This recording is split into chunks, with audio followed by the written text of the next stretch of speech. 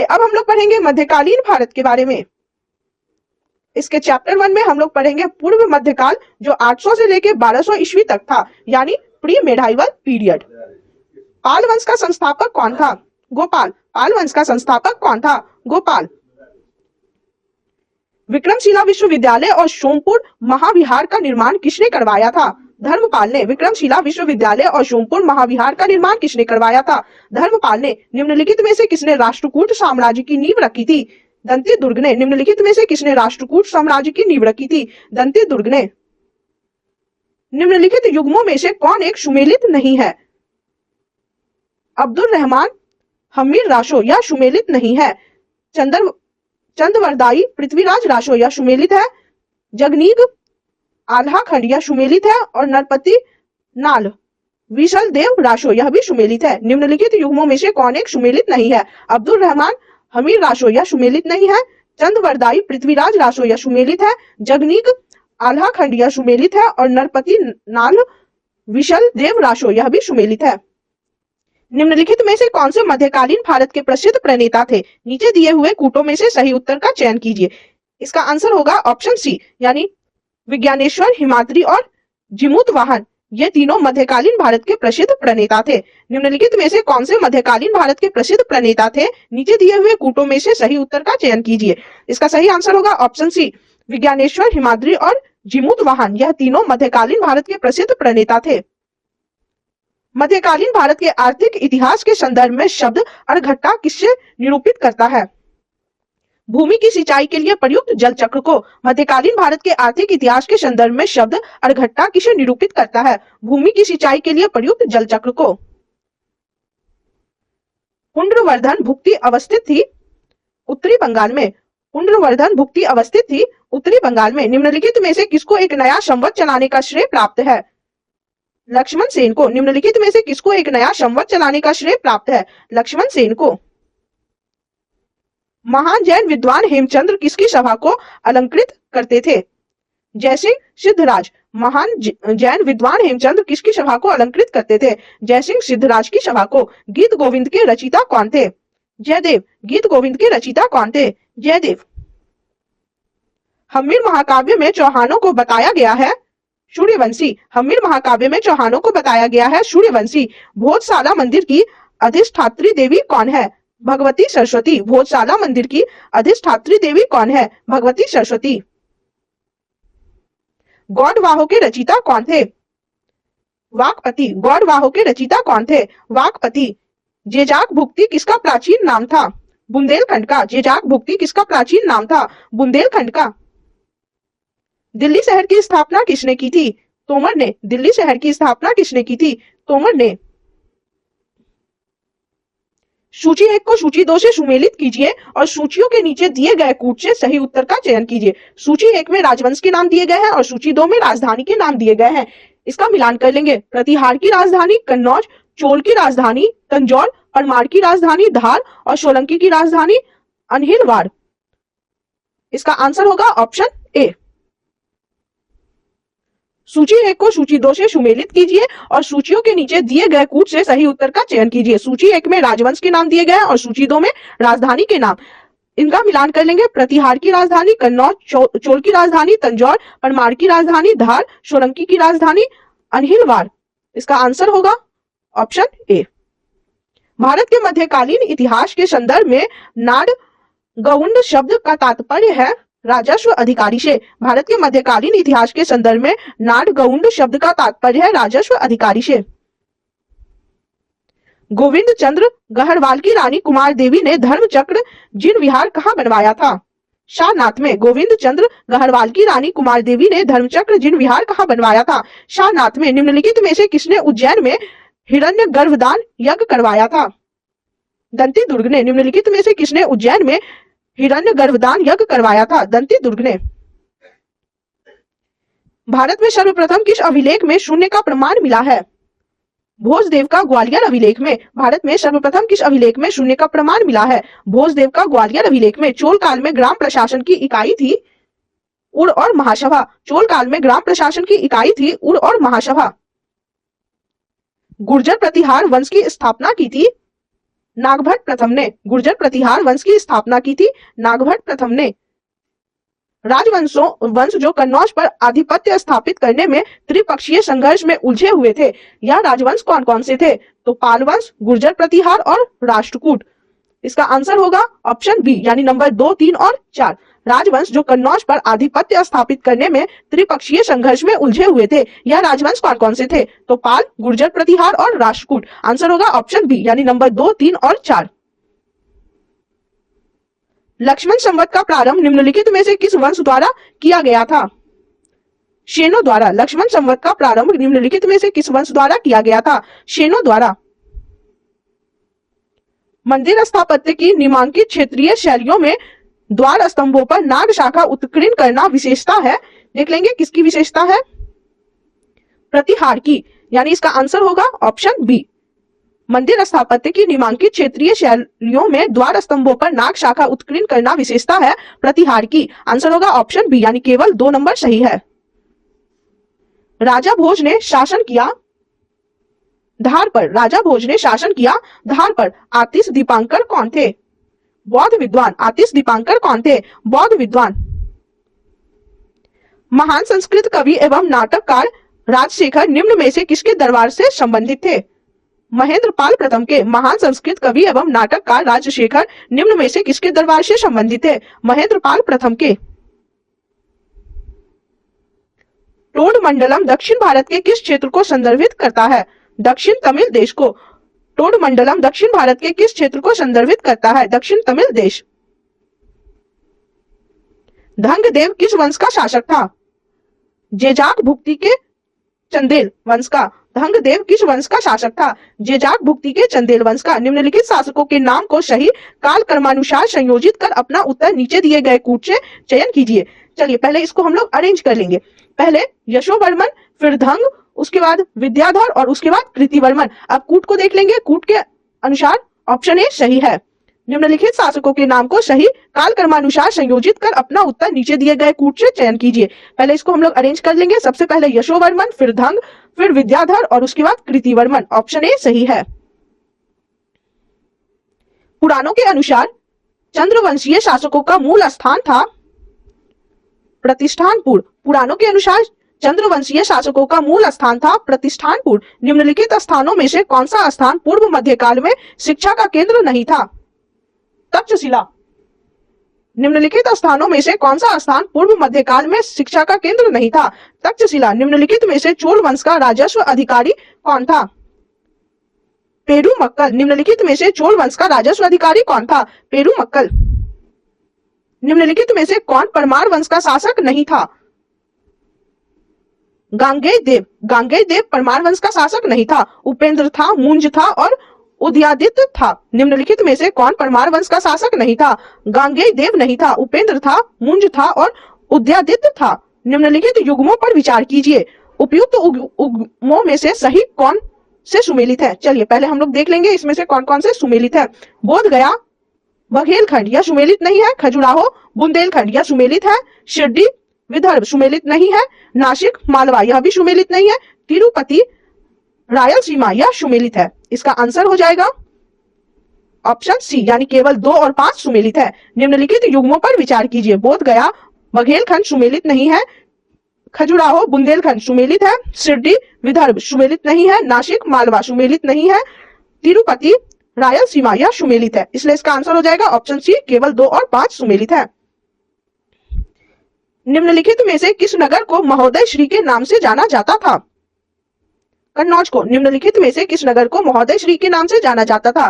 कन्नौज को। निम्नलिखित में से किसने काल्पनिक वैज्ञानिक उपकरणों पर पुस्तक लिखी है? भोज ने। निम्नलिखित में से किसने काल्पनिक वैज्ञानिक उपकरणों पर पुस्तक लिखी है? भोज ने। मध्यकालीन भारत में महत्तर व पट्टकील पदनाम किनके लिए प्रयुक्त होते थे? ग्राम मुखिया के लिए। मध्यकालीन भारत में महत्तर और पट्टकील पदनाम किनके लिए प्रयुक्त होते थे? ग्राम मुखिया के लिए। निम्नलिखित में कौन सुमेलित नहीं है या है? चलिए देख लेंगे एक एक करके कौन इसमें से सुमेलित नहीं है। सूची 1 में राजवंश दिया गया है और सूची 2 में उनसे संबंधित स्थान दिए गए हैं। इसमें से कौन सुमेलित नहीं है वह देखेंगे। मौखरी वंश थानेश्वर यह सुमेलित है। मैत्रक वंश वल्लभी यह सुमेलित नहीं है। पुष्यभूति वंश कन्नौज यह भी सुमेलित है। कूट को देख लेंगे, कूट के अनुसार ऑप्शन बी सही है। निम्नलिखित में कौन सुमेलित नहीं है या है? सूची 1 में राजवंश दिया गया और सूची 2 में स्थान दिए गए हैं। इसमें से कौन सुमेलित नहीं है यह देखेंगे। मौखरी वंश थानेश्वर यह सुमेलित नहीं है। मैत्रक वंश वल्लभी सुमेलित है। पुष्यभूति वंश कन्नौज यह भी सुमेलित नहीं है। इसलिए इसका आंसर होगा ऑप्शन बी। निम्नलिखित युग्मों पर विचार कीजिए। उपयुक्त युग्मों में कौन से सुमेलित है यह बताना है। तो शासक और उनके राज्य दिए गए हैं, देखते हैं इसमें से कौन सुमेलित है। गहरवाल कन्नौज यह सुमेलित है। चौहान शासक का संबंध अजमेर राज्य से था, यह भी सुमेलित है। और परमार का संबंध मालवा से था, यह भी सुमेलित है। यानी इसका आंसर होगा ऑप्शन डी। गुर्जर प्रतिहार शासकों में से किसकी उपाधि आदिवाराह थी? मिहिर भोज की। गुर्जर प्रतिहार शासकों में से किसकी उपाधि आदिवाराह थी? मिहिर भोज की। पैगंबर हजरत मोहम्मद का जन्म हुआ था 570 ईस्वी में। पैगंबर हजरत मोहम्मद का जन्म हुआ था 570 ईस्वी में। महमूद गजनवी का दरबारी इतिहासकार कौन था? उतवी। महमूद गजनवी का दरबारी इतिहासकार कौन था? उतवी। भारत पर सर्वप्रथम मुस्लिम आक्रमणकारी थे अरब के। भारत पर सर्वप्रथम मुस्लिम आक्रमणकारी थे अरब के। मोहम्मद गौरी के किस दास ने बंगाल एवं बिहार पर विजय प्राप्त की थी? बख्तियार खिलजी ने। मोहम्मद गौरी के किस दास ने बंगाल एवं बिहार पर विजय प्राप्त की थी? बख्तियार खिलजी ने। पुराणों का अध्ययन करने वाला प्रथम मुस्लिम था अलब रूनी। पुराणों का अध्ययन करने वाला प्रथम मुस्लिम था अलब रूनी। भारत में हिंदुओं पर सर्वप्रथम जजिया कर लगाने वाला मुस्लिम शासक कौन था? मोहम्मद बिन कासिम। भारत में हिंदुओं पर सर्वप्रथम जजिया कर लगाने वाला मुस्लिम शासक कौन था? मोहम्मद बिन कासिम। मक्का कहाँ स्थित है? सऊदी अरब में। मक्का कहाँ स्थित है? सऊदी अरब में। हिंद भारत की जनता के संदर्भ में हिंदू शब्द का प्रथम बार प्रयोग किया था अरबों ने। हिंद भारत की जनता के संदर्भ में हिंदू शब्द का प्रथम बार प्रयोग किया था अरबों ने। बतुशिकन मूर्ति भंजक की संज्ञा किसे प्राप्त थी?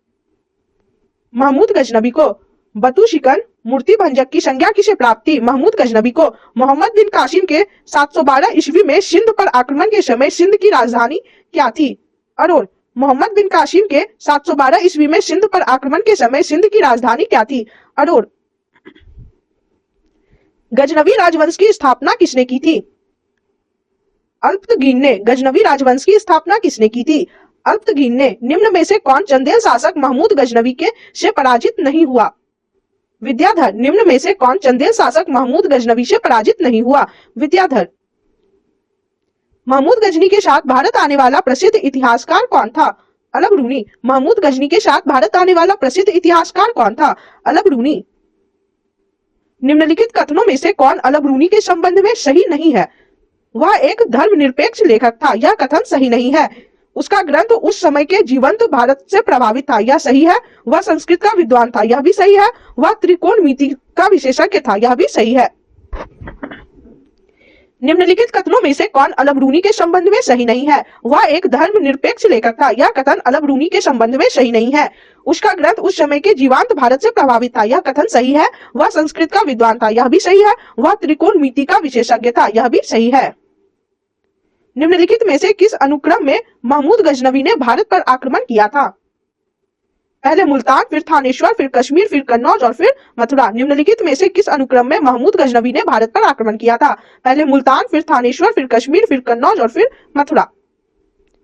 अलब रूनी भारत आया था 11वीं शताब्दी ईस्वी में। अलब रूनी भारत आया था 11वीं शताब्दी ईस्वी में। मोहम्मद गौरी को सर्वप्रथम किसने पराजित किया था?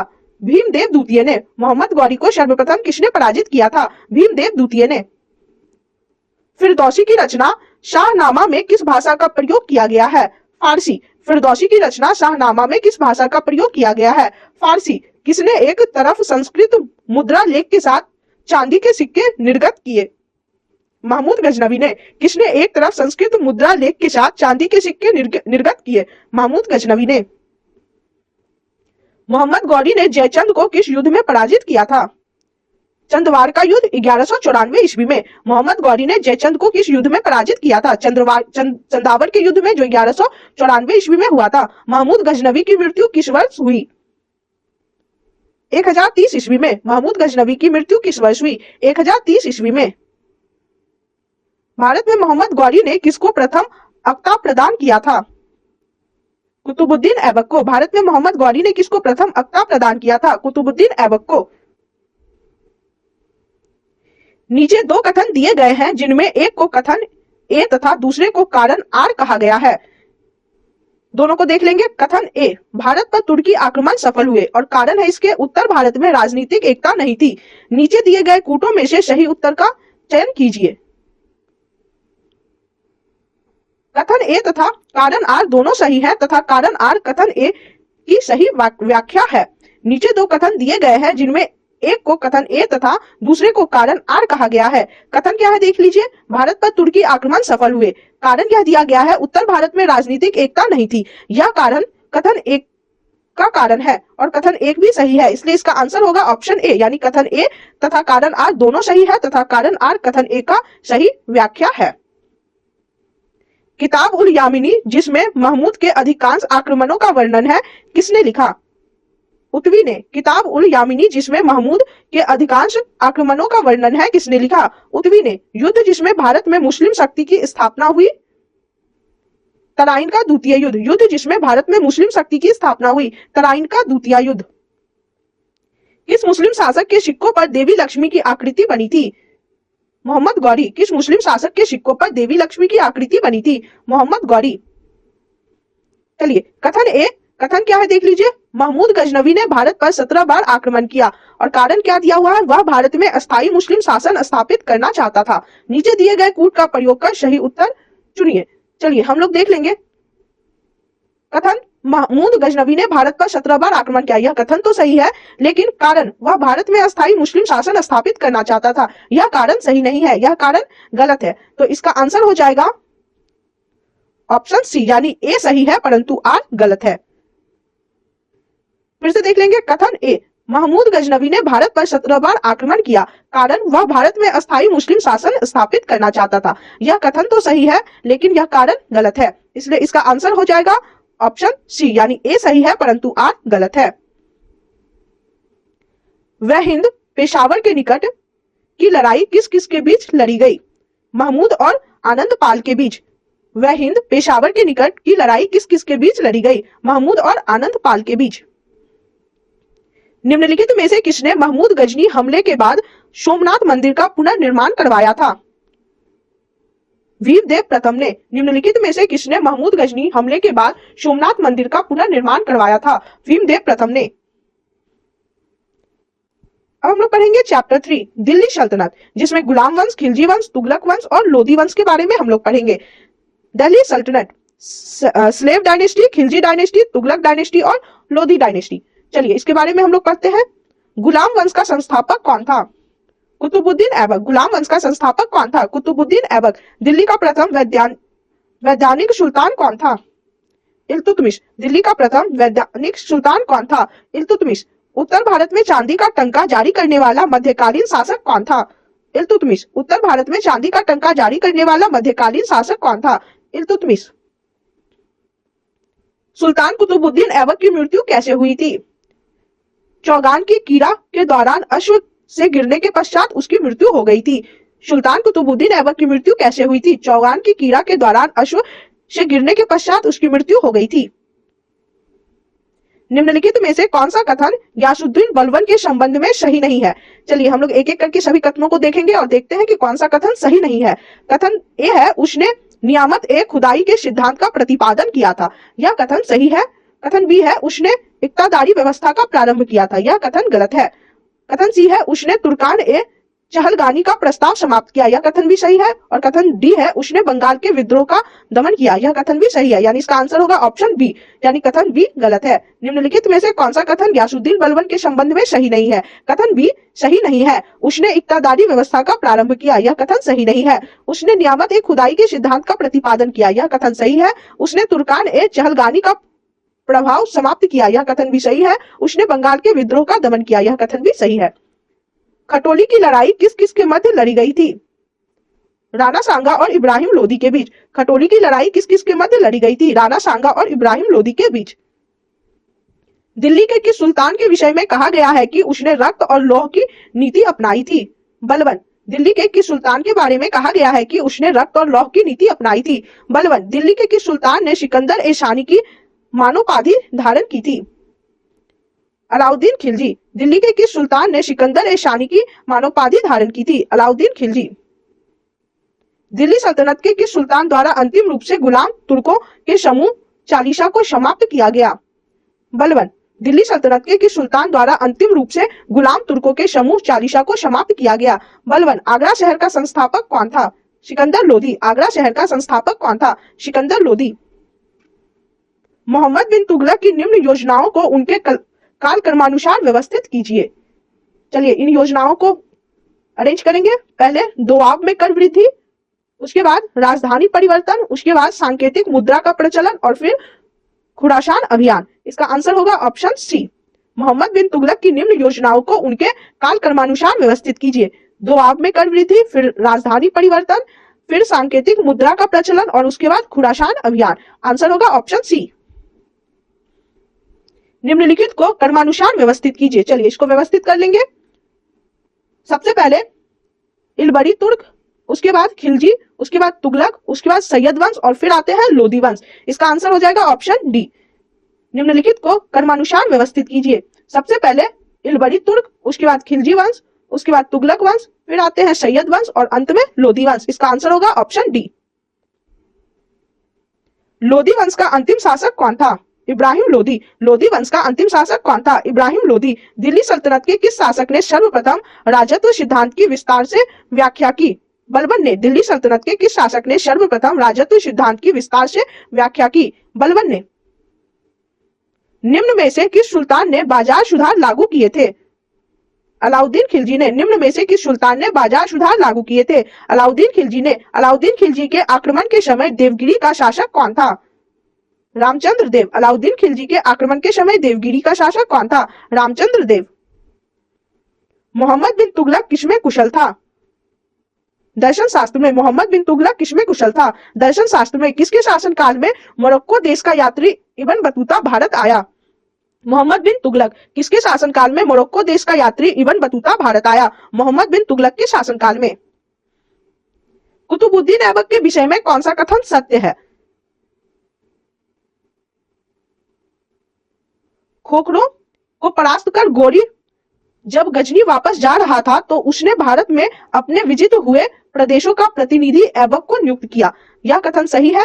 औपचारिक रूप से ऐबक 25 जून 1206 ईस्वी को गद्दी पर बैठा। यह कथन भी सही है। ऐबक ने अपने नाम के सिक्के जारी नहीं किए। यह कथन भी सही है। राज्यरोहण के समय ऐबक दास्ता से मुक्त नहीं था। यह कथन भी सही है। इसने सुल्तान की पदवी ग्रहण की। यह कथन गलत है। इसका मतलब कथन 1, 2, 3 और 4 यह चारों कथन सही है। तो इसका आंसर होगा ऑप्शन ए, यानी कथन 1, 2, 3 और 4 सही है। कुतुबुद्दीन ऐबक के विषय में कौन सा कथन सत्य है? कथन 1, खोखरों को परास्त कर गोरी जब गजनी वापस जा रहा था तो उसने भारत में अपने विजित हुए प्रदेशों का प्रतिनिधि ऐबक को नियुक्त किया। यह कथन सही है। कथन 2, औपचारिक रूप से ऐबक 25 जून 1206 ईस्वी को गद्दी पर बैठा। यह कथन भी सही है। कथन 3, ऐबक ने अपने नाम के सिक्के जारी नहीं किए। यह कथन भी सही है। कथन 4 है, राज्यरोहण के समय ऐबक दास्ता से मुक्त नहीं था। यह कथन भी सही है। कथन 5 है, इसने सुल्तान की पदवी ग्रहण की। यह कथन गलत है। यानी कथन 1, 2, 3 और 4 ये चारों कथन सही है। तो इसका आंसर होगा ऑप्शन ए। होली त्योहार के सार्वजनिक उत्सव में भाग लेने वाला दिल्ली का प्रथम सुल्तान कौन था? मोहम्मद बिन तुगलक। होली त्योहार के सार्वजनिक उत्सव में भाग लेने वाला दिल्ली का प्रथम सुल्तान कौन था? मोहम्मद बिन तुगलक। निम्न में से किसने सन 1328 ईस्वी से 1330 ईस्वी के मध्य तांबे के सिक्कों का प्रतीकात्मक रूप में मुद्रा चलाई थी? मोहम्मद बिन तुगलक ने। निम्न में से किसने सन 1328 ईस्वी से 1330 ईस्वी के मध्य तांबे के सिक्कों की प्रतीकात्मक रूप में मुद्रा चलाई थी? मोहम्मद बिन तुगलक ने। निम्न में से किस दिल्ली सुल्तान को इतिहासकारों ने विरोधों का मिश्रण बताया था? मोहम्मद बिन तुगलक को। निम्न में से किस दिल्ली सुल्तान को इतिहासकारों ने विरोधों का मिश्रण बताया था? मोहम्मद बिन तुगलक को। दिल्ली के किस सुल्तान ने ब्राह्मणों पर जजिया कर लगाया था? फिरोज शाह तुगलक ने। दिल्ली के किस सुल्तान ने ब्राह्मणों पर जजिया कर लगाया था? फिरोज शाह तुगलक ने। दौलताबाद, जिसे मोहम्मद बिन तुगलक ने अपनी राजधानी दिल्ली से स्थानांतरित की थी, वह स्थित है औरंगाबाद में। दौलताबाद, जिसे मोहम्मद बिन तुगलक ने अपनी राजधानी दिल्ली से स्थानांतरित की थी, वह स्थित है औरंगाबाद में। लोधी वंश किसके द्वारा स्थापित किया गया था? बहलोल लोदी द्वारा। लोदी वंश किसके द्वारा स्थापित किया गया था? बहलोल लोदी द्वारा। कुतुबुद्दीन ऐबक की राजधानी थी लाहौर। कुतुबुद्दीन ऐबक की राजधानी थी लाहौर। दिल्ली सल्तनत का कौन सा सुल्तान लाख बख्श के नाम से जाना जाता था? कुतुबुद्दीन ऐबक। दिल्ली सल्तनत का कौन सा सुल्तान लाख बख्श के नाम से जाना जाता था? कुतुबुद्दीन ऐबक। तैमूर लंग ने किस वर्ष भारत पर आक्रमण किया था? 1398 ईस्वी में। तैमूर लंग ने किस वर्ष भारत पर आक्रमण किया था? 1398 ईस्वी में। दिल्ली का कौन सा सुल्तान मंगोल नेता चंगेज खान के समकालीन था? इल्तुतमिश। दिल्ली का कौन सा सुल्तान मंगोल नेता चंगेज खान के समकालीन था? इल्तुतमिश। रानी पद्मिनी का नाम अलाउद्दीन की चित्तौड़ विजय से जोड़ा जाता है, उनके पति का नाम था राणा रतन सिंह। रानी पद्मिनी का नाम अलाउद्दीन की चित्तौड़ विजय से जोड़ा जाता है, उनके पति का नाम था राणा रतन सिंह। किसके कहने पर अलाउद्दीन खिलजी ने सिकंदर महान के समान विश्व विजय की योजना का परित्याग किया? अलाउल मुल्क के कहने पर। किसके कहने पर अलाउद्दीन खिलजी ने सिकंदर महान के समान विश्व विजय की योजना का परित्याग किया? अलाउल मुल्क के कहने पर। दिल्ली सल्तनत के तुगलक राजवंश का अंतिम शासक निम्नलिखित में से कौन था? नासिर उद्दीन महमूद। दिल्ली सल्तनत के तुगलक राजवंश का अंतिम शासक निम्नलिखित में से कौन था? नासिर उद्दीन महमूद। अलाउद्दीन खिलजी के निम्न सेनाध्यक्षों में से कौन तुगलक वंश का प्रथम सुल्तान बना? गाजी मलिक। अलाउद्दीन खिलजी के निम्न सेनाध्यक्षों में से कौन तुगलक वंश का प्रथम सुल्तान बना? गाजी मलिक। अलाउद्दीन खिलजी के बाजार व्यवस्था के बारे में विस्तृत जानकारी किसमें मिलती है? तारीख ए फिरोज शाही में। अलाउद्दीन खिलजी के बाजार व्यवस्था के बारे में विस्तृत जानकारी किसमें मिलती है? तारीख ए फिरोज शाही में। टोपरा तथा मेरठ से 2 अशोक स्तंभ लेख दिल्ली किसके द्वारा लाए गए थे? फिरोज शाह तुगलक के द्वारा। टोपरा तथा मेरठ से 2 अशोक स्तंभ लेख दिल्ली किसके द्वारा लाए गए थे? फिरोज शाह तुगलक द्वारा। दिल्ली सल्तनत का सर्वाधिक विद्वान शासक जो खगोल शास्त्र, गणित एवं आयुर्विज्ञान सहित अनेक विद्याओं में माहिर था? मोहम्मद बिन तुगलक। दिल्ली सल्तनत का सर्वाधिक विद्वान शासक जो खगोल शास्त्र, गणित एवं आयुर्विज्ञान सहित अनेक विद्याओं में माहिर था? मोहम्मद बिन तुगलक। हक ए सर्ब अथवा सिंचाई कर लगाने वाला दिल्ली का प्रथम सुल्तान कौन था?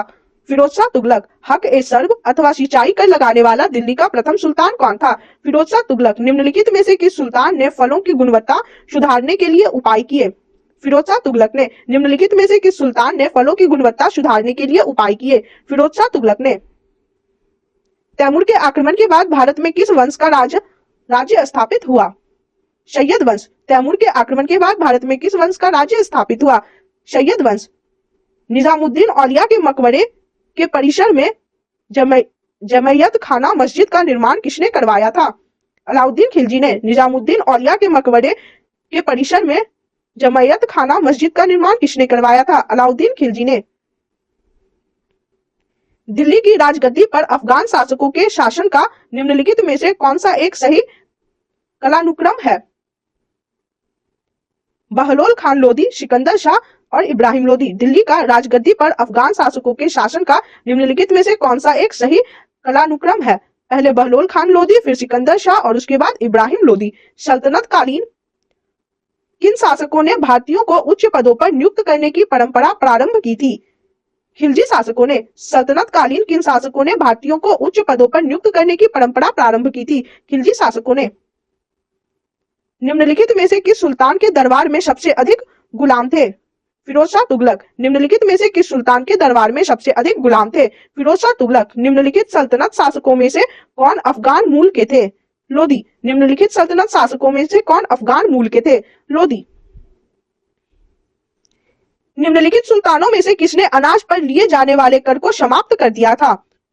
सिकंदर लोदी। निम्नलिखित सुल्तानों में से किसने अनाज पर लिए जाने वाले कर को समाप्त कर दिया था? सिकंदर लोदी। निम्नलिखित इमारतों में से किस एक में पहली मौजूद सही मेहराब टू आर्क पाई गई है? सुल्तान बलबन का मकबरा। निम्नलिखित इमारतों में से किस एक में पहली मौजूद सही मेहराब टू आर्क पाई गई है? सुल्तान बलबन का मकबरा। भारतीय इतिहास के मध्यकाल में बंजारे सामान्यतः कौन थे? व्यापारी। भारतीय इतिहास के मध्यकाल में बंजारे सामान्यतः कौन थे? व्यापारी। चेहलगानी चालीसा कौन थे? तुर्क गुलाम सरदार। चिहलगानी या चेहलगानी जिन्हें चालीसा कहा जाता था कौन थे? तुर्क गुलाम सरदार। रजिया का विश्वास पात्र अमीर याकूत खान कहाँ का निवासी था? अबिशीनिया का। रजिया का विश्वास पात्र अमीर याकूत खान कहाँ का निवासी था? अबिशीनिया का। दिल्ली सल्तनत के किस सुल्तान को उलुग खान के नाम से जाना जाता था? मोहम्मद बिन तुगलक को। दिल्ली सल्तनत के किस सुल्तान को उलुग खान के नाम से जाना जाता था? मोहम्मद बिन तुगलक को। बलबन ने अपनी पुत्री का विवाह किसके साथ करवाया? नासिरुद्दीन महमूद के साथ। बलबन ने अपनी पुत्री का विवाह किसके साथ करवाया? नासिरुद्दीन महमूद के साथ। सिजदा और पैबोश की रस्म दिल्ली सल्तनत के किस शासक ने आरंभ की? बलबन ने। सिजदा और पैबोश की रस्म दिल्ली सल्तनत के किस शासक ने आरंभ की? बलबन ने। रजिया बेगम को सत्ताच्युत करने में किसका हाथ था? तुर्कों का। रजिया बेगम को सत्ताच्युत करने में किसका हाथ था? तुर्कों का। प्रसिद्ध सूफी संत निजामुद्दीन औलिया ने निम्नलिखित में से किस शासक की भेंट स्वीकार कर उसे सम्मान दिया? नासिरुद्दीन खुसरो शाह की। प्रसिद्ध सूफी संत निजामुद्दीन औलिया ने निम्नलिखित में से किस शासक की भेंट स्वीकार कर उसे सम्मान दिया? नासिरुद्दीन खुसरो शाह की। तुगलक राजवंश की स्थापना की थी गाजी मलिक गयासुद्दीन तुगलक ने। तुगलक राजवंश की स्थापना की थी गाजी मलिक गयासुद्दीन तुगलक ने। नकद वेतन देने वाला सल्तनत का पहला सुल्तान कौन था?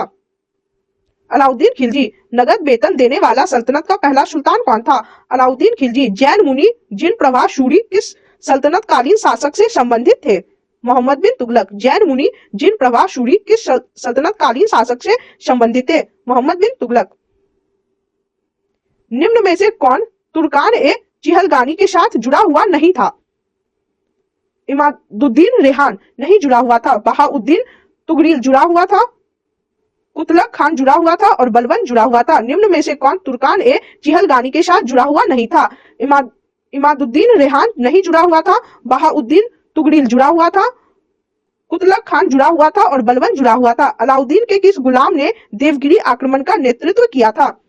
मलिक काफूर ने। अलाउद्दीन के किस गुलाम ने देवगिरी आक्रमण का नेतृत्व किया था? मलिक काफूर ने।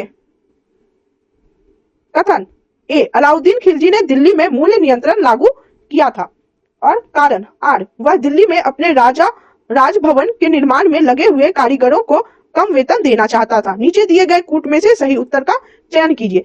इसमें कथन ए तो सही है, अलाउद्दीन खिलजी ने दिल्ली में मूल्य नियंत्रण लागू किया था, यह कथन तो सही है, लेकिन इसका कारण वह दिल्ली में अपने राज भवन के निर्माण में लगे हुए कारीगरों को कम वेतन देना चाहता था, यह कारण सही नहीं है, यह कारण गलत है। इसलिए इसका आंसर होगा ऑप्शन सी, यानी ए सही है परंतु आर गलत है। कथन ए अलाउद्दीन खिलजी ने दिल्ली में मूल्य नियंत्रण लागू किया था, यह कथन सही है, कारण आर वह दिल्ली में अपने राजभवन के निर्माण में लगे हुए कारीगरों को कम वेतन देना चाहता था, यह कारण गलत है। इसलिए इसका आंसर होगा ऑप्शन सी, यानी ए सही है परंतु आर गलत है।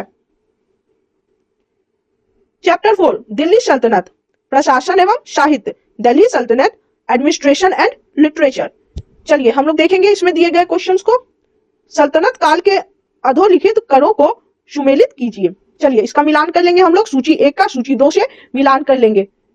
जजिया गैर मुसलमानों से जकात, मुस्लिम धार्मिक कर, खराज, गैर मुस्लिम भूकर और खुम्स लूटी गई संपत्ति के से संबंध है। इसका आंसर हो जाएगा ऑप्शन ए। सल्तनत काल के अधोलिखित करों को सुमेलित कीजिए।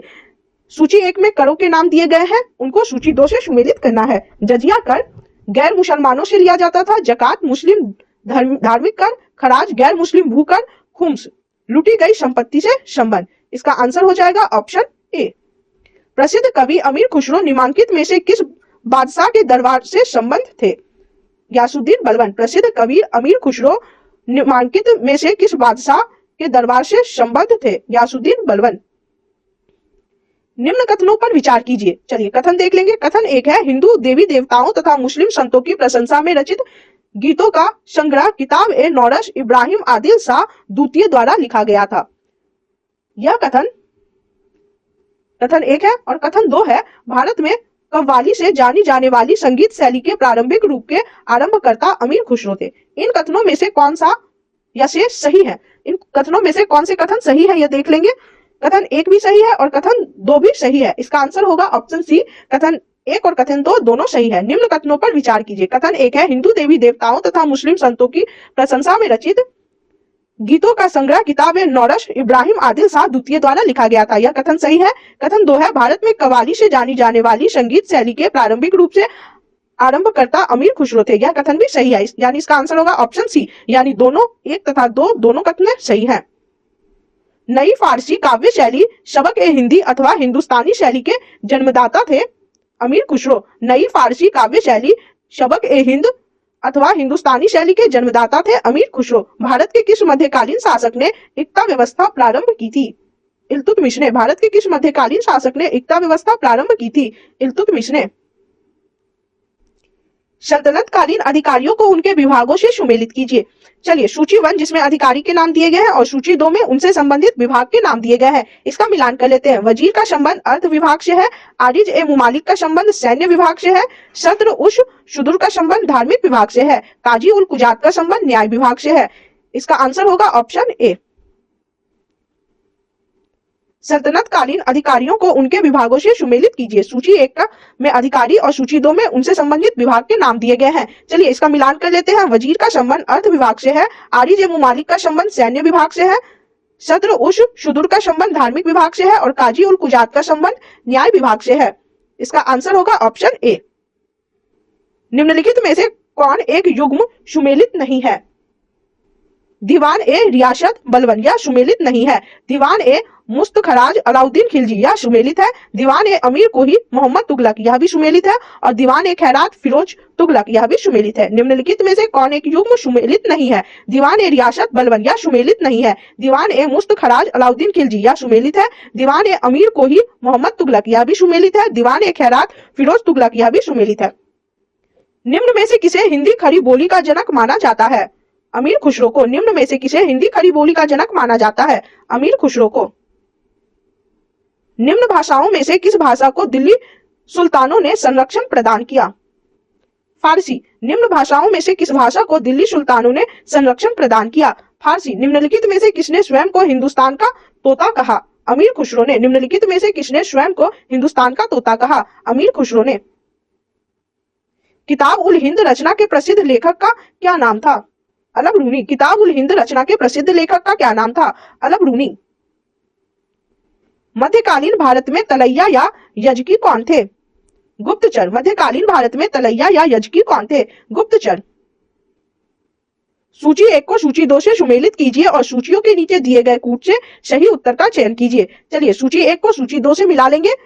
सूची 1 में गयासुद्दीन बरनी, तारिक ए फिरोज शाही, हसन निजामी, ताजुल माशिर, मिनहाज ए सिराज, तबकात ए नासिरी, याहिया बिन अहमद, तारिक ए मुबारक शाही। इसका आंसर हो जाएगा, कूट को देख लेंगे, कूट के अकॉर्डिंग इसका आंसर हो जाएगा ऑप्शन डी। सूची 1 को सूची 2 से सुमेलित कीजिए और सूचियों के नीचे दिए गए कूट से सही उत्तर का चयन कीजिए। सूची 1 को सूची 2 से मिला लेंगे। जियाउद्दीन बरनी, तारिक ए फिरोज शाही, हसन निजामी, ताजुल माशिर, मिनहाज ए सिराज, तबकात ए नासिरी, याहिया बिन अहमद, तारिक ए मुबारक शाही। इसका आंसर हो जाएगा ऑप्शन डी। संगीत यंत्र तबला का प्रचलन किया अमीर खुसरो ने। संगीत यंत्र तबला का प्रचलन किया अमीर खुसरो ने।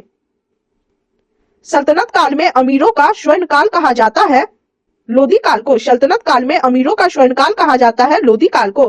तूती ए हिंद अमीर खुसरो का जन्म हुआ था पटियाली में। तूती ए हिंद अमीर खुसरो का जन्म हुआ था पटियाली में। सल्तनत काल में फवाजिल का अर्थ था इक्तादारों द्वारा सरकारी खजानों में जमा की जाने वाली अतिरिक्त राशि। सल्तनत काल में फवाजिल का अर्थ था इक्तादारों द्वारा सरकारी खजाने में जमा की जाने वाली अतिरिक्त राशि। सल्तनत काल में भू राजस्व का सर्वोच्च ग्रामीण अधिकारी था चौधरी। सल्तनत काल में भू राजस्व का सर्वोच्च ग्रामीण अधिकारी था चौधरी। सूची 1 को सूची 2 से सुमेलित कीजिए और सूचियों के नीचे दिए गए कूट से सही उत्तर का चयन कीजिए। चलिए, हम लोग देख लेंगे, सूची 1 और सूची 2 का मिलान कर लेंगे। तारिक ए हिंद, अलब रूनी, तरीक ए दिल्ली, खुसरो, रेहला, इब्न बतूता, तबकात ए नासिरी, मिनहाज।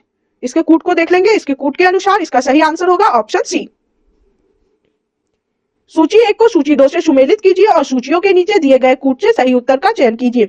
चलिए सूची 1 को सूची 2 से मिला लेंगे। तारिक ए हिंद अलबरूनी, तारिक ए दिल्ली, खुसरो, रेहला, इबन बतूता, तबकात ए नाशिरी, मिनहाज। इसका सही आंसर होगा ऑप्शन सी। सल्तनत कालीन लिखित ग्रंथों को सुमेलित कीजिए। चलिए इसको सुमेलित कर लेंगे। सूची 1 को सूची 2 से। तारिक ए यामिनी उतवी, फुतुहात ए फिरोज शाही, फिरोज शाह तुगलक, खजाइन उल फुतूह अमीर खुसरो, फतवा ए जहादारी जियाउद्दीन बर्नी। इसका आंसर हो जाएगा ऑप्शन डी। सल्तनत कालीन लिखित ग्रंथों को सुमेलित कीजिए। सूची 1 को सूची 2 से मिला लेंगे। तारिक ए यामिनी का संबंध उतवी से, फुतुह शाह ए फिरोज शाही का संबंध फिरोज शाह तुगलक से है, खजाइन उल फुतूह का संबंध अमीर खुसरो से है, फतवा ए जहादारी का संबंध गयासुद्दीन बर्नी से था। इसका आंसर हो जाएगा ऑप्शन डी। इतिहासकार बर्नी ने दिल्ली के सुल्तानों के अधीन भारत में शासन को वास्तव में इस्लामी नहीं माना क्योंकि अधिकतर आबादी इस्लाम का अनुसरण नहीं करती थी। इतिहासकार बर्नी ने दिल्ली के सुल्तानों के अधीन भारत में शासन को वास्तव में इस्लामी नहीं माना क्योंकि अधिकतर आबादी इस्लाम का अनुसरण नहीं करती थी। हदीस है एक इस्लामिक कानून, हदीस है एक इस्लामिक कानून। मुगल काल में दरबारी भाषा थी फारसी, मुगल काल में दरबारी भाषा थी फारसी। चलिए अब पढ़ेंगे चैप्टर 5 सल्तनत कालीन प्रांतीय राज्य, सल्तनत पीरियड प्रोविंशियल स्टेट। इसके क्वेश्चंस को देख लीजिए। वह युग्म जो सही सुमेलित नहीं है को इंगित कीजिए। चलिए देखते हैं इसमें से कौन सा युग्म सही सुमेलित नहीं है। वाजब बहादुर मालवा यह सही है, कुतुब शाह गोलकुंडा यह भी सही है, सुल्तान फुजफर शाह गुजरात यह भी सही है, यूसुफ आदिल शाह अहमदनगर यह सही सुमेलित नहीं है। इसका आंसर होगा ऑप्शन डी। वह युग्म जो सही सुमेलित नहीं है को इंगित कीजिए। ऑप्शन डी यूसुफ आदिल शाह अहमदनगर यह सही सुमेलित नहीं है। वजाब बहादुर मालवा यह सही सुमेलित है, कुतुब शाह गोलकुंडा सही है, सुल्तान मुजफ्फरपुर शाह गुजरात सही है। गोलकुंडा को वर्तमान में क्या कहा जाता है? हैदराबाद। गोलकुंडा को वर्तमान में क्या कहा जाता है? हैदराबाद। होयसलों की प्राचीन राजधानी द्वार समुद्र का वर्तमान नाम है हेलविड। होयसलों की प्राचीन राजधानी द्वार समुद्र का वर्तमान नाम है हेलविड। सूची 1 को सूची 2 से सुमेलित कीजिए और सूचियों के नीचे दिए गए कूट से सही उत्तर का चयन कीजिए। चलिए सूची 1 को सूची 2 से मिला लेते हैं, उसके बाद सही उत्तर का चयन करेंगे। आदिल शाही का संबंध बीजापुर से है, कुतुब शाही का संबंध गोलकुंडा से है, निजाम शाही का संबंध हैदराबाद से है और शर्की शाही का संबंध जैनपुर से है। इसका सही आंसर होगा ऑप्शन बी। सूची 1 को सूची 2 से सुमेलित कीजिए और सूचियों के नीचे दिए गए कूट से सही उत्तर का चयन कीजिए। सूची 1 और सूची 2 देख लेंगे, इनका मिलान कर लेंगे। आदिल शाही का संबंध बीजापुर से है, कुतुब शाही का संबंध गोलकुंडा से है, निजाम शाही का संबंध हैदराबाद से है और शर्की शाही का संबंध जौनपुर से है। इसका आंसर हो जाएगा ऑप्शन बी। निम्नलिखित में से कौन सा एक सही सुमेलित है? होयसल द्वार समुद्र यह सही सुमेलित है। निम्नलिखित में से कौन सा एक सही सुमेलित है? होयसल द्वार समुद्र। कश्मीर का शासक जो कश्मीर का अकबर नाम से जाना जाता है वह है जैनुल आबदीन। कश्मीर का शासक जो कश्मीर का अकबर के नाम से जाना जाता है वह है जैनुल आबदीन। बहमनी राज्य की प्रथम राजधानी निम्नलिखित में से कौन सी थी? गुलबर्गा। बहमनी राज्य की प्रथम राजधानी निम्नलिखित में से कौन सी थी? गुलबर्गा। निम्न में से किस शहर को भारत का सिराज कहा जाता था? जौनपुर को। निम्न में से किस शहर को भारत का सिराज कहा जाता था? जौनपुर को। निम्नलिखित युग्मों पर विचार कीजिए। मध्यकालीन भारतीय राज्य और उनके वर्तमान क्षेत्र। उपयुक्त युग्मों में से कौन सा या शेष सही सुमेलित है? चलिए इनको देख लेंगे एक एक करके और इनमें से देखते हैं कि कौन सही सुमेलित है। चंपक मध्य भारत यह सही नहीं है। दुर्गर जम्मू यह सही है। कुलुत मालवाड़ यह भी सही नहीं है, यानी इसका आंसर होगा ऑप्शन बी, यानी केवल 2 सही है, 1 और 3 गलत है। निम्नलिखित युग्मों पर विचार कीजिए। मध्यकालीन भारतीय राज्य और उनके वर्तमान क्षेत्र। चंपक मध्य भारत यह गलत है। दुर्गर जम्मू यह सही है। कुलुत मालावाड़ यह भी गलत है, यानी केवल 2, ऑप्शन बी सही है। गुजरी महल किसने बनवाया था? मान सिंह तोमर ने। गुजरी महल किसने बनवाया था? मान सिंह तोमर ने।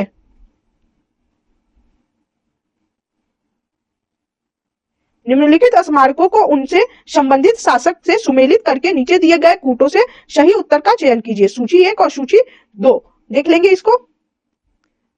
दोहरा गुंबद का संबंध सिकंदर लोदी से है। अष्टभुजीय मकबरा का संबंध शेरशाह से है। सत्य मेहराबीय मकबरा का संबंध बलबन से है। गोल गुंबद का संबंध मोहम्मद आदिल शाह से है। इसका आंसर हो जाएगा ऑप्शन ए। निम्नलिखित स्मारकों को उनमें संबंधित शासक से सुमेलित करके नीचे दिए गए कूटों से सही उत्तर का चयन कीजिए। सूची 1 और सूची 2 को मिलान कर लेंगे। दोहरा गुंबद का संबंध सिकंदर लोदी से है। अष्टभुजई मकबरा का संबंध शेरशाह से है। सत्य मेहराबीय मकबरा का संबंध बलबन से है और गोल गुंबद का संबंध मोहम्मद आदिल शाह से है। इसका आंसर हो जाएगा ऑप्शन ए। दक्षिण भारत के पोलीगार कौन थे? क्षेत्रीय, प्रशासकीय और सैन्य नियंत्रक। दक्षिण भारत के पोलीगार कौन थे? क्षेत्रीय, प्रशासकीय और सैन्य नियंत्रक। जौनपुर नगर की स्थापना किसने की थी? फिरोज तुगलक ने। जौनपुर नगर की स्थापना किसने की थी? फिरोज तुगलक ने। अहमदनगर के निजाम शाही वंश का अंत कैसे हुआ?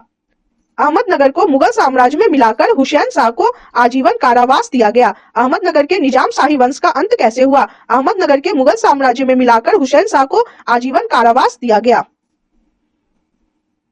जौनपुर राज्य का अंतिम शासक कौन था? हुसैन शाह। जौनपुर राज्य का अंतिम शासक कौन था?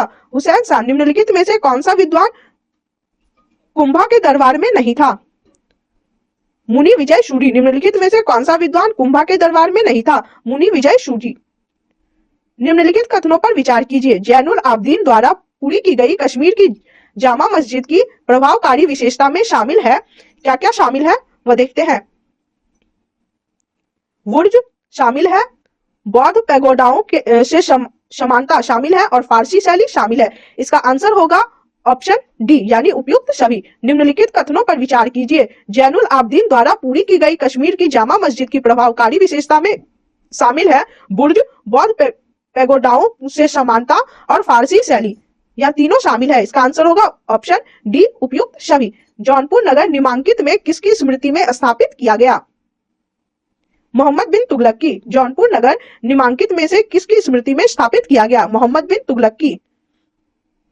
निम्नलिखित मुस्लिम शासकों में किस एक को उसके धर्मनिरपेक्षता में आस्था के कारण उसकी मुस्लिम प्रजा जगत गुरु कहकर पुकारती थी?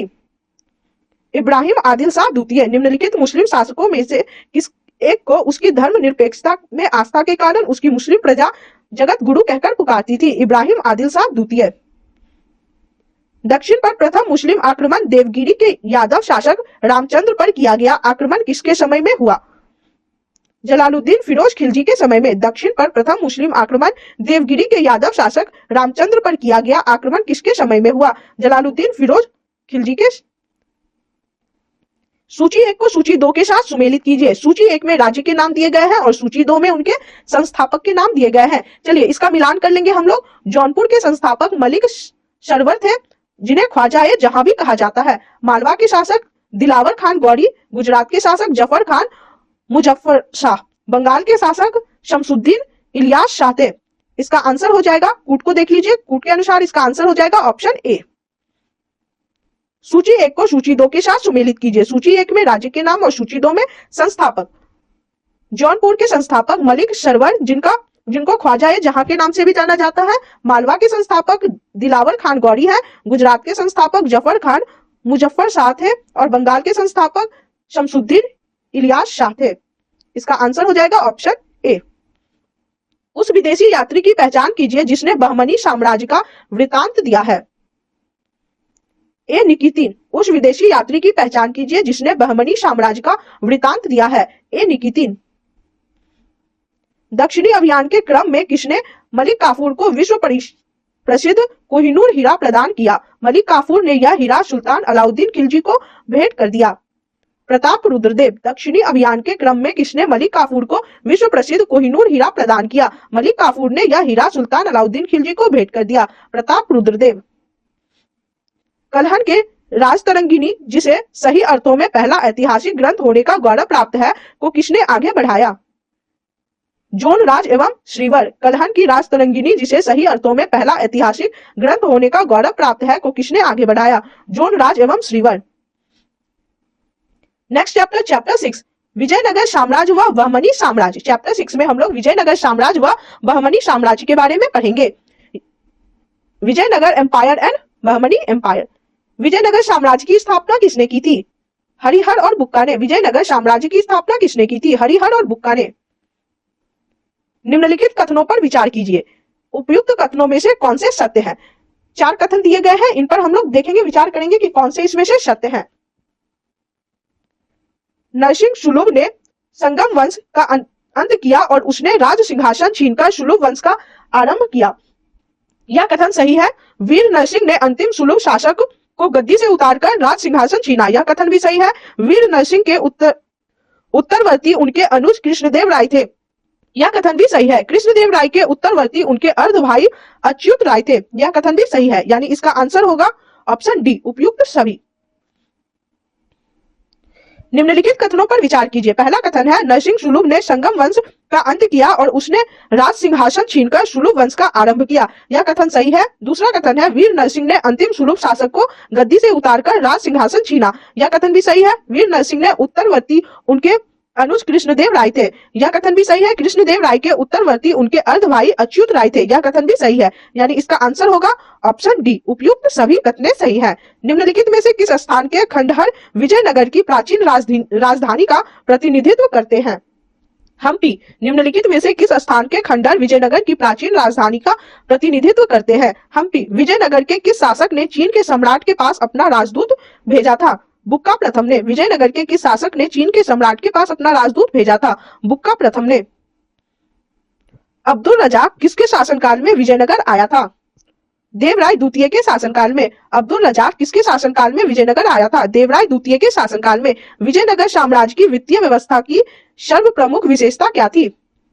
भू राजस्व। विजयनगर साम्राज्य की वित्तीय व्यवस्था की सर्व प्रमुख विशेषता क्या थी? भू राजस्व। कृष्णदेव राय के दरबार में अष्टदिग्गज कौन थे? 8 तेलुगु कवि। कृष्णदेव राय के दरबार में अष्टदिग्गज कौन थे? 8 तेलुगु कवि। प्रसिद्ध विजय विठल मंदिर जिसके 56 तक्षित स्तंभ संगीतमय स्वर निकालते हैं, कहाँ अवस्थित है? हम्पी में। प्रसिद्ध विजय विठल मंदिर जिसके 56 तक्षित स्तंभ संगीतमय स्वर निकालते हैं, कहाँ अवस्थित है? हम्पी में। 1565 ईस्वी में कौन सा प्रसिद्ध युद्ध हुआ? तालीकोटा का युद्ध। 1565 ईस्वी में कौन सा प्रसिद्ध युद्ध हुआ? तालीकोटा का युद्ध। वैदिक ग्रंथों के भाष्यकार शायन को आश्रय प्राप्त था? विजयनगर राजाओं का। वैदिक ग्रंथों के भाष्यकार शायन को आश्रय प्राप्त था विजयनगर राजाओं का। बहमनी राज्य का संस्थापक कौन था? अलाउद्दीन बहमन शाह। बहमनी राज्य का संस्थापक कौन था? अलाउद्दीन बहमन शाह। निम्न में से किस बहमनी सुल्तान ने राजधानी गुलबर्गा से विदर स्थानांतरित की थी? अहमद शाह प्रथम बहमनी। निम्न में से किस बहमनी सुल्तान ने राजधानी गुलबर्गा से बिदर स्थानांतरित की थी? अहमद शाह प्रथम बहमनी। निम्नलिखित में से अपनी मधुरा विजयम कृति में अपना पति के विजय अभियानों का वर्णन करने वाली कवियत्री थी? गंगा देवी। निम्नलिखित में से अपनी मधुरा विजयम कृति में अपने पति के विजय अभियानों का वर्णन करने वाली कवियत्री थी? गंगा देवी। बीजापुर किसके लिए प्रसिद्ध है? गोल गुंबद के लिए। किस संघवंशी शासक को प्रौढ़ देवराय भी कहा जाता है? देवराय द्वितीय। किस संघवंशी शासक को प्रौढ़ देवराय भी कहा जाता है? देवराय द्वितीय। निम्नलिखित युग्मों पर विचार कीजिए, उपयुक्त में से कौन सा या शेष सुमेलित है या है? चलिए देखेंगे, यात्री के नाम और उनके देश के नाम, इसमें से कौन सुमेलित है या देखते हैं। नूनीज फारस, यह सुमेलित नहीं है। अब्दुल रजाक पुर्तगाली, यह भी नहीं है। निकोलो कोंटी इतालवी, यह सुमेलित है। इसका आंसर हो जाएगा ऑप्शन डी, यानी केवल 3 सुमेलित है। निम्नलिखित युग्मों पर विचार कीजिए, उपयुक्त में कौन सा या शेष सुमेलित है या है। नूनीज फारस, यह सुमेलित नहीं है। अब्दुल रजाक पुर्तगाली भी सुमेलित नहीं है। निकोलो कॉन्टी इतालवी, यह सुमेलित है। इसका आंसर हो जाएगा ऑप्शन डी, यानी केवल 3 सुमेलित है। निम्नलिखित में से किसने बीदर में मदरसे का निर्माण करवाया था? महमूद गवाह। निम्नलिखित में से किसने बीदर में मदरसे का निर्माण करवाया था? महमूद गवाह। सुविख्यात कोहिनूर हीरा किस खान से निकाला गया था? गोलकुंडा। सुविख्यात कोहिनूर हीरा किस खान से निकाला गया था? गोलकुंडा। होयसल स्मारक स्थित है हेलेविड और बेलूर में। होयसल स्मारक स्थित है हेलेविड और बेलूर में। विजयनगर में चांदी के छोटे सिक्के को क्या कहते हैं? तार। विजयनगर में चांदी के छोटे सिक्के को क्या कहते हैं? तार। तेलुगु कृति अमुक्तमाल्यदा का लेखक कौन था? कृष्णदेव राय। तेलुगु कृति अमुक्तमाल्यदा का लेखक कौन था? कृष्णदेव राय। विजयनगर के राजा कृष्णदेव राय ने गोलकुंडा का युद्ध किस राजा के साथ लड़ा था? कुली कुतुब शाह। विजयनगर के राजा कृष्णदेव राय ने गोलकुंडा का युद्ध किस राजा के साथ लड़ा था? कुली कुतुब शाह। प्रसिद्ध विजयनगर शासक कृष्णदेव राय के अधीन किस साहित्य का स्वर्ण युग था?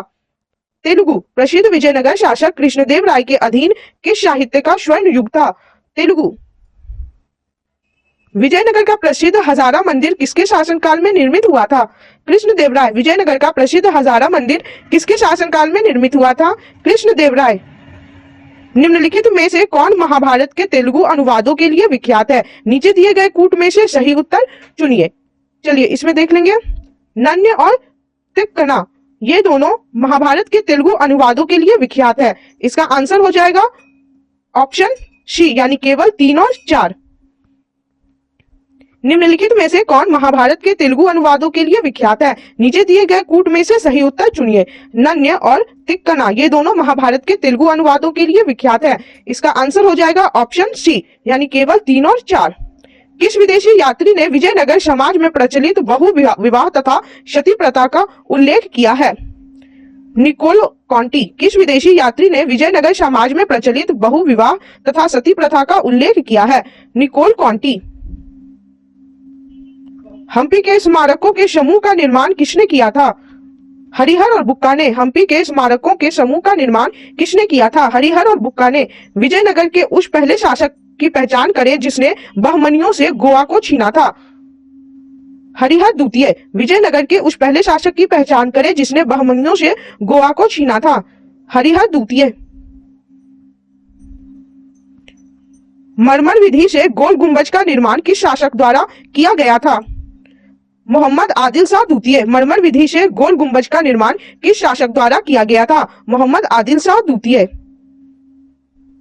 निम्नलिखित युग्मों में कौन सही सुमेलित नहीं है? अदीना मस्जिद मांडू यह सुमेलित नहीं है। निम्नलिखित युग्मों में कौन सही सुमेलित नहीं है? अदीना मस्जिद मांडू यह सही सुमेलित नहीं है। लाल दरवाजा मस्जिद जौनपुर यह सुमेलित है। दाखिल दरवाजा गौड़ यह भी सुमेलित है। 3 दरवाजा अहमदाबाद यह भी सुमेलित है। नेक्स्ट चैप्टर देखेंगे, चैप्टर 7 मुगल वंश शासन एवं प्रशासन। Mughal dynasty governance and administration. Babur के संदर्भ में निम्नलिखित कथनों पर विचार कीजिए। उपयुक्त कथनों में कौन से सत्य हैं? चलिए यहाँ 3 कथन दिए गए हैं, देखते हैं इस तीनों कथन में कौन से कथन बाबर के बारे में सत्य है। पहला कथन है बाबर सर्वप्रथम फरगना का शासक बना, यह कथन सही है। कथन दूसरा है बाबर ने 1504 ईस्वी में काबुल पर अधिकार किया, यह कथन भी सही है। तीसरा कथन है वह तैमूर वंश से संबंधित था, यह कथन भी सही है। यानी इसका आंसर होगा ऑप्शन डी, यानी कथन 1, 2 और 3 तीनों ही सही है। बाबर के संदर्भ में निम्नलिखित कथनों पर विचार कीजिए। उपयुक्त कथनों में कौन से सत्य हैं?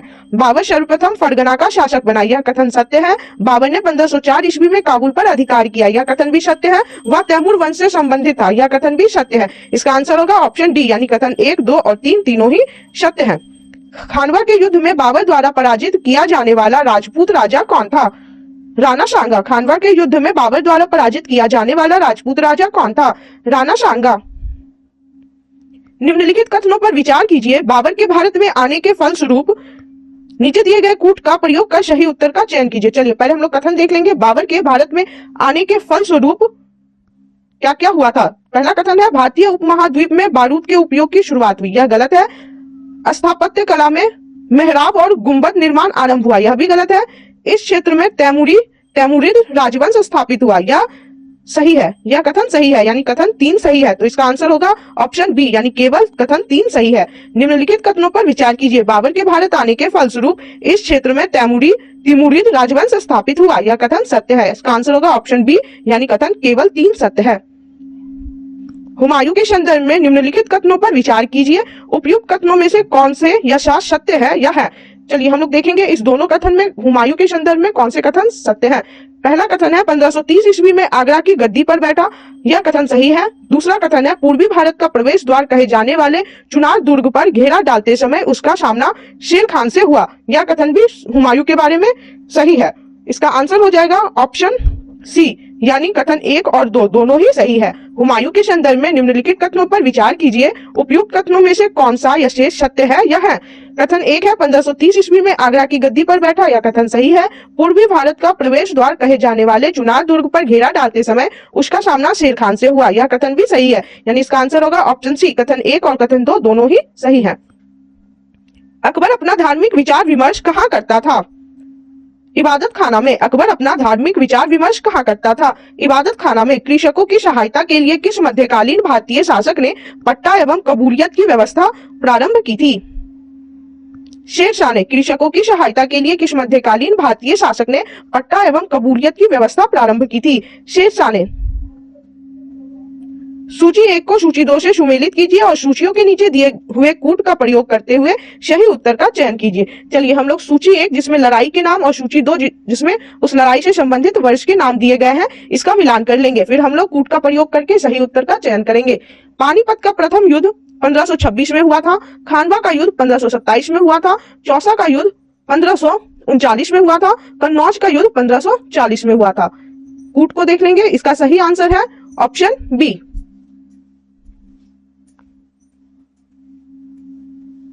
सूची 1 को सूची 2 से सुमेलित कीजिए और सूचियों के नीचे दिए हुए कूट का प्रयोग करते हुए सही उत्तर का चयन कीजिए। सूची 1 में लड़ाई का नाम और सूची 2 में उनसे संबंधित वर्ष दिए गए हैं। हम लोग मिलान कर लेंगे। पानीपत का प्रथम युद्ध 1526 में हुआ था। खानवा का युद्ध 1527 में हुआ था। चौसा का युद्ध 1539 में हुआ था और कन्नौज का युद्ध 1540 में हुआ था। इसका आंसर है ऑप्शन बी। मात्र एक मुट्ठी बाजरे के चक्कर में मैंने अपना साम्राज्य खो दिया होता, यह कथन को आप किस मध्यकालीन शासक से संबंध करेंगे? शेरशाह सूरी। मात्र एक मुट्ठी बाजरे के चक्कर में मैंने अपना साम्राज्य खो दिया होता, इस कथन को आप किस मध्यकालीन शासक से संबंध करेंगे? शेरशाह सूरी। निम्नलिखित में किस स्मारक का निर्माण शेरशाह ने करवाया था? दिल्ली की किला ए कुहाना मस्जिद। निम्नलिखित में किस स्मारक का निर्माण शेरशाह ने करवाया था? दिल्ली की किला ए कुहाना मस्जिद का। सम्राट अकबर द्वारा निम्न में से किसको जरी कलम की उपाधि प्रदान की गई थी? मोहम्मद हुसैन को। सम्राट अकबर द्वारा निम्न में से किसको जरी कलम की उपाधि प्रदान की गई थी? मोहम्मद हुसैन को। आईने अकबरी पुस्तक का लेखक कौन है? अबुल फजल। आईने अकबरी पुस्तक का लेखक कौन है? अबुल फजल। जब ईस्ट इंडिया कंपनी का गठन हुआ था उस समय भारत का मुगल बादशाह कौन था? अकबर। जब ईस्ट इंडिया कंपनी का गठन हुआ था उस समय भारत का मुगल बादशाह कौन था? अकबर। जहांगीर ने सर थॉमस रो को कहां मिलने का अवसर दिया था? अजमेर में। जहांगीर ने सर थॉमस रो को कहां मिलने का अवसर दिया था? अजमेर में। अकबर ने दीन ए इलाही किस वर्ष में प्रारंभ किया? 1582 ईस्वी में। अकबर ने दीन ए इलाही किस वर्ष प्रारंभ किया? 1582 ईस्वी में। भू राजस्व प्रशासन के क्षेत्र में शेरशाह एवं अकबर के मध्य निम्नलिखित में से कौन निरंतरता की कड़ी थी? टोडरमल। भू राजस्व प्रशासन के क्षेत्र में शेरशाह एवं अकबर के मध्य निम्नलिखित में से कौन निरंतरता की कड़ी थी? टोडरमल। अकबर द्वारा बनाई गई कौन सी इमारत का नक्शा बौद्ध विहार के अनुरूप है?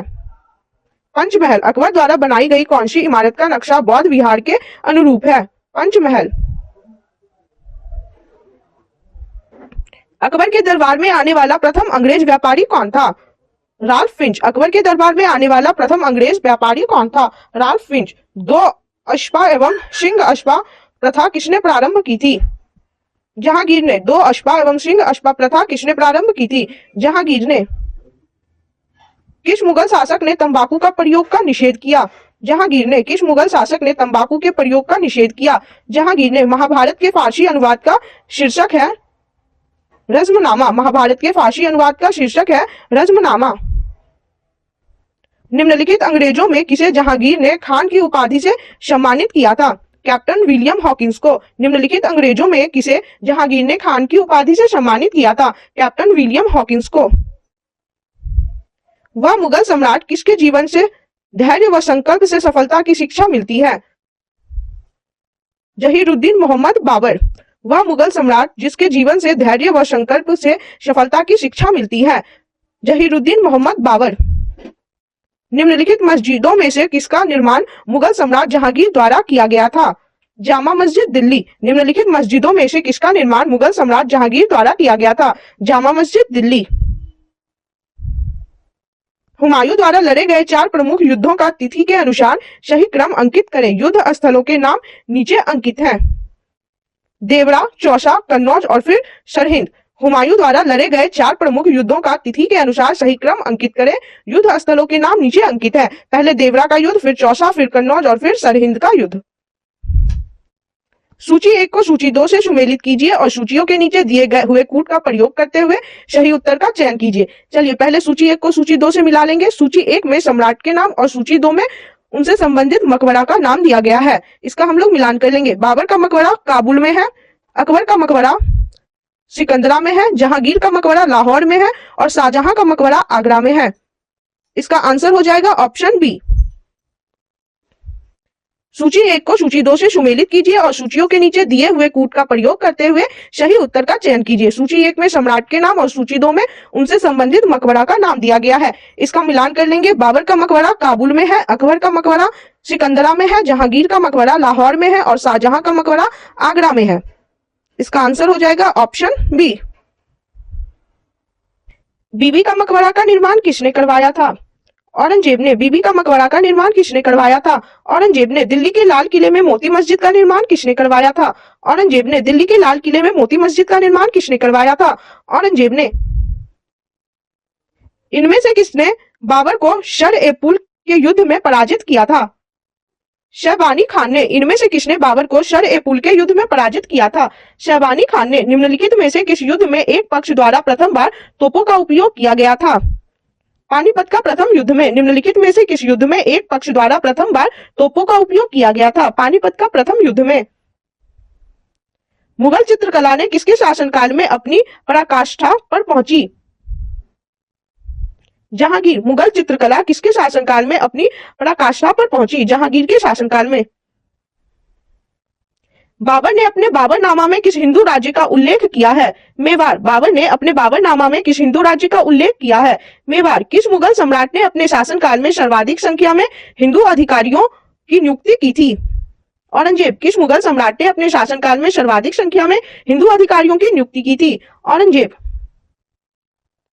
निम्नलिखित मध्ययुगीन शासकों में से कौन एक उच्च शिक्षित था? शेरशाह। निम्नलिखित मध्ययुगीन शासकों में से कौन एक उच्च शिक्षित था? शेरशाह। मुगल शासन में तांबे का सिक्का कहलाता था दाम। मुगल शासन में तांबे का सिक्का कहलाता था दाम। बनारस एवं इलाहाबाद के तीर्थ यात्रा कर की समाप्ति के लिए किसने मुगल बादशाह के सामने बनारस के पंडितों का नेतृत्व किया था? कविंद्राचार्य। बनारस एवं इलाहाबाद के तीर्थ यात्रा कर की समाप्ति के लिए किसने मुगल बादशाह के सामने बनारस के पंडितों का नेतृत्व किया था? कविंद्राचार्य। निम्नलिखित में से किस वंश ने सर्वप्रथम अकबर के साथ वैवाहिक संबंध स्थापित किया था? कछवाहों ने। निम्नलिखित में से किस वंश ने सर्वप्रथम अकबर के साथ वैवाहिक संबंध स्थापित किया था? कछवाहों ने। निम्नलिखित में से किस मुस्लिम शासक ने तीर्थ यात्रा कर समाप्त कर दिया था? अकबर ने। निम्नलिखित में से किस मुस्लिम शासक ने तीर्थ यात्रा कर समाप्त कर दिया था? अकबर ने। निम्नलिखित बादशाहों में से किसको एक प्रबुद्ध निरंकुश कहा जा सकता है? अकबर को। निम्नलिखित बादशाहों में से किसको एक प्रबुद्ध निरंकुश कहा जा सकता है? अकबर को। अकबर के शासनकाल में पुनर्गठित केंद्रीय प्रशासन तंत्र के अंतर्गत सैनिक विभाग का प्रमुख था मीर बख्शी। अकबर के शासनकाल में पुनर्गठित केंद्रीय प्रशासन तंत्र के अंतर्गत सैनिक विभाग का प्रमुख था मीर बख्शी। सूची 1 को सूची 2 से सुमेलित कीजिए और सूचियों के नीचे दिए हुए कूट का प्रयोग करते हुए सही उत्तर का चयन कीजिए। चलिए हम लोग सूची 1 जिसमें स्मारक के नाम और सूची 2 जिसमें उसके निर्माता के नाम दिए गए हैं इसका मिलान कर लेंगे। अलाई दरवाजा दिल्ली में है, इसके निर्माता है अलाउद्दीन खिलजी। बुलंद दरवाजा फतेहपुर सिकरी में है, इसके निर्माता है अकबर। मोती मस्जिद आगरा में है, इसके निर्माता है शाहजहां। मोती मस्जिद जो दिल्ली में है इसके निर्माता औरंगजेब है। इसका आंसर हो जाएगा ऑप्शन ए। सूची 1 को सूची 2 से सुमेलित कीजिए और सूचियों के नीचे दिए हुए कूट का प्रयोग करते हुए सही उत्तर का चयन कीजिए। सूची 1 में स्मारक के नाम और सूची 2 में उनके निर्माता के नाम दिए गए हैं, इसका मिलान कर लेंगे। अलाई दरवाजा दिल्ली में है, इसके निर्माता है अलाउद्दीन खिलजी। बुलंद दरवाजा फतेहपुर सिकरी में, इसके निर्माता है अकबर। मोती मस्जिद आगरा में है, इसके निर्माता है शाहजहां। और मोती मस्जिद जो दिल्ली में है इसके निर्माता है औरंगजेब। इसका सही आंसर हो जाएगा ऑप्शन ए। मुगल कालीन प्रशासन में परगना किसे कहते हैं? कई गांव के समूह को। मुगल कालीन प्रशासन में परगना किसे कहते हैं? कई गांव के समूह को। निम्नलिखित में से किस सुल्तान ने प्रथम हजरत आला की उपाधि स्वीकृत की और बाद में सुल्तान की? शेरशाह सूरी ने। निम्नलिखित में से किस सुल्तान ने प्रथम हजरत आला की उपाधि स्वीकृत की और बाद में सुल्तान की? शेरशाह सूरी ने। इंग्लैंड की रानी एलिजाबेथ प्रथम का समकालीन भारतीय राजा था? अकबर। इंग्लैंड की रानी एलिजाबेथ प्रथम का समकालीन भारतीय राजा था अकबर। मुगल प्रशासन में मुतसीर था लोक आचरण अधिकारी। मुगल प्रशासन में मुतसीर था लोक आचरण अधिकारी। औरंगजेब ने किसको शहीबात उज जमानी की उपाधि प्रदान की? जहां आरा को। औरंगजेब ने किसको शाहीबात उज जमानी की उपाधि प्रदान की? जहां आरा को। किस मुगल बादशाह ने बलबन द्वारा प्रारंभ किया गया दरबारी रिवाज सिजदा समाप्त कर दिया था? शाहजहां ने। किस मुगल बादशाह ने बलबन द्वारा प्रारंभ किया गया दरबारी रिवाज सिजदा समाप्त कर दिया था? शाहजहां ने। मुगल शहजादा जिसने श्रीनगर गढ़वाल में आश्रय लिया था? सुलेमान सिको। मुगल शहजादा जिसने श्रीनगर गढ़वाल में आश्रय लिया था? सुलेमान सिको। इनमें से किसे शाहजहां ने शाह बुलंद इकबाल की पदवी दी थी? दारा शिकोह को। इनमें से किसे शाहजहां ने शाह बुलंद इकबाल की पदवी दी थी? दारा शिकोह को। मुगल प्रशासन में मदद ए माश इंगित करता है विद्वानों को दी जाने वाली राजस्व मुक्त अनुरक्त भूमि। मुगल प्रशासन में मदद ए माश इंगित करता है विद्वानों को दी जाने वाली राजस्व मुक्त अनुरक्त भूमि। औरंगजेब ने दक्षिण में जिन दो राज्यों को विजित किया था वह थे बीजापुर एवं गोलकुंडा। औरंगजेब ने दक्षिण में जिन दो राज्यों को विजित किया था वह थे बीजापुर एवं गोलकुंडा। 1540 ईस्वी में किस युद्ध के पश्चात हुमायूं को हिंदुस्तान से बाहर कर दिया गया था? कन्नौज। 1540 ईस्वी में किस युद्ध के पश्चात हुमायूं को हिंदुस्तान से बाहर कर दिया गया था? कन्नौज। निम्न में से कौन सा राज्य शाहजहां के साम्राज्य का सर्वप्रथम अभिन्न अंग बन गया था? अहमदनगर। निम्न में से कौन सा राज्य शाहजहां के साम्राज्य का सर्वप्रथम अभिन्न अंग बन गया था? अहमदनगर। चलिए अब हम लोग देखेंगे मुगल शासकों के मकबरे। शासक और उनके मकबरा कहाँ है? बाबर का मकबरा आगरा काबुल में है। बाबर का मकबरा आगरा काबुल में है। हुमायूं का मकबरा दिल्ली में है। हुमायूं का मकबरा दिल्ली में है। अकबर का मकबरा सिकंदरा आगरा में है। अकबर का मकबरा सिकंदरा आगरा में है। जहांगीर का मकबरा लाहौर शाहदरा में है। जहांगीर का मकबरा लाहौर शाहदरा में है। शाहजहां का मकबरा आगरा में है। शाहजहां का मकबरा आगरा में है। औरंगजेब का मकबरा औरंगाबाद दौलताबाद में है। औरंगजेब का मकबरा औरंगाबाद दौलताबाद में है। इसके बाद अब हम लोग देखेंगे प्रमुख युद्ध। युद्ध और उनके वर्ष। कौन सा युद्ध किस वर्ष हुआ है उसे देखेंगे। पानीपत का प्रथम युद्ध हुआ था 21 अप्रैल 1526 को। पानीपत का प्रथम युद्ध हुआ था 21 अप्रैल 1526 को। खानवा का युद्ध हुआ था 16 मार्च 1527 को। खानवा का युद्ध हुआ 16 मार्च 1527 को। चंदेरी का युद्ध हुआ था 29 जनवरी 1528 को। चंदेरी का युद्ध हुआ 29 जनवरी 1528 को। घाघरा का युद्ध हुआ 5 मई 1529 को। घाघरा का युद्ध हुआ 5 मई 1529 को। चौसा का युद्ध हुआ 26 जून 1539 को। चौसा का युद्ध हुआ 26 जून 1539 को। कन्नौज का युद्ध हुआ 17 मई 1540 को। कन्नौज का युद्ध 17 मई 1540 को हुआ। अब पढ़ेंगे